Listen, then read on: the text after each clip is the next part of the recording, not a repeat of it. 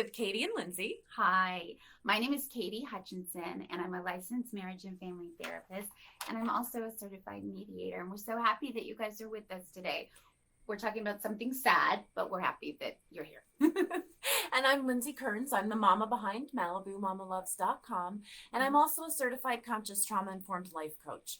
So over the past couple of episodes, we've opened up the conversation to a really difficult one, and that's domestic violence, the cycle of abuse, and we've been covering the different types of abuse. And today we want to talk about one that a lot of people are really hesitant to talk about, but it is happening out there a lot, you guys.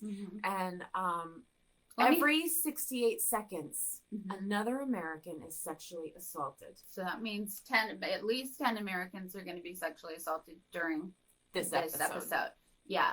So 1 in 5 girls are going to be sexually abused in their lifetime, and 1 in 20 boys. And I believe that that's so many more than Definitely got to be underreported. For sure, especially with the boys, because there's such shame and such denial. And I've said this before.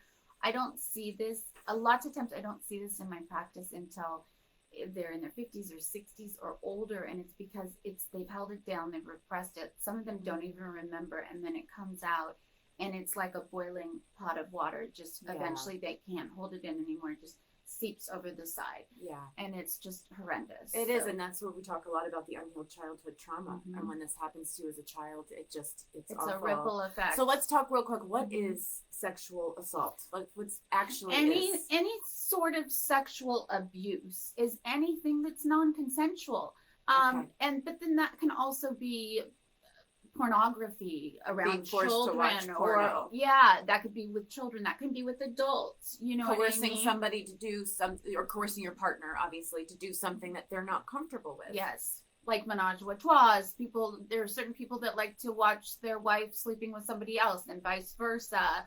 Selling your partner, this happens all the time. Sex trafficking, it happens all the time. We think it doesn't happen in Westlake Village or Beverly Hills or LA. It's happening all the time. Everywhere. 1 in 6 women have been victim of attempted or completed rape. 1 in 6 women. It's crazy, but I believe it. Oh, I'm sure. I believe it. I think that's underreported as well. Oh, for just sure. Like the physical violence. Sure. Yeah. On average, there are 463,634 victims of sexual assault that are 12 and older every year. 465,000. Let's just say 500,000. I mean, that's crazy. Yep. Okay, so we want to talk a little bit about the spousal rape, though, because I found that so fascinating. Well, it's not fascinating, it's sad. No, it is fascinating. Up until 1976, spousal rape was completely exempt from any kind of rape laws. And it was okay. Yeah, and I don't know, I have to look this up, but I believe that in a bunch of states it's still okay. It's not addressed. I'm not sure, I've got to look this up, but that's what I believe. 18% of female victims of spousal rape say their children at home witnessed it. So talk about trauma. So talk about trauma. So the mother or father is being traumatized, whoever's being, or the person who's being abused sexually, and then the children are being traumatized. And what I was saying to Lindsay, and I've said this before, is I see a lot of times when people are abused, they're either hypersexual or hyposexual, or they could be a perpetrator, not that often, much less than people think, or they're the one that's going to be abused, or thank goodness they do a lot of therapy and then they go a different route. Well, I mean, therapy is really the only way, and it does take time. It takes a lot of time. Just because you talk about your sexual abuse or what happened to you one time, you need to go over and over and over again. 10 to 14% of married women will be raped at some point in their marriage. That's unbelievable to me.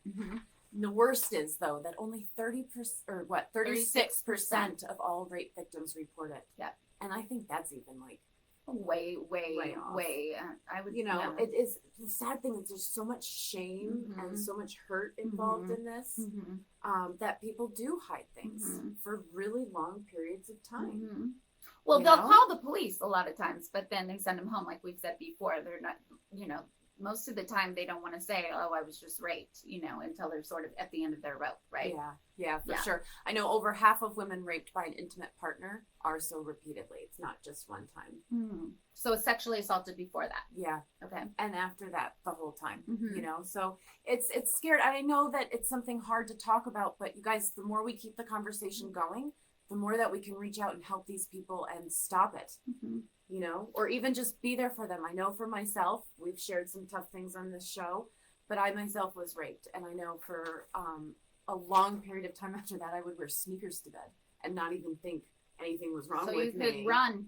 But I mean, it was just like I was very young. I was 15. Mm-hmm. And I slept with sneakers for like a year or two. So that's because you could unconsciously run because it's terrifying. I was, even still now to this day, I don't like to go to big functions or parties or anything. Mm-hmm. It gives me anxiety. Mm-hmm. But this is life, and I've learned to work through these things. And it does happen to so many people, and that's why we want to get this conversation going and talk to you guys about it. Because, there are people that are sexually assaulted. It's going to affect you the rest of your life. Absolutely. I myself have had a number of sexual assault situations, especially in like high school. So many of us have. Mm-hmm. And there were a lot of rapes that were going on in high school, especially with this one certain person. And nobody ever talked about it. I didn't find out from my best friends for years that they had been raped by this person. You guys all found out in your like late 20s, didn't you, or something? I remember you telling me you at just a conversation. Later. Yeah, it was later, maybe like between 18 and 25 that people started talking about it. I had an idea, I know, but because some people. But so this is the thing. We want to inspire you guys to be able to talk up about it, speak about it. If you see something going on, say something. Please, right? You can reach out here. We'll take it from there. You can help to stop the cycle of abuse. So, you know what I mean? And this is sexual assault, especially as a child. This is one of the things that will propel you headfirst into a cycle of abuse for the next 80 years of your life.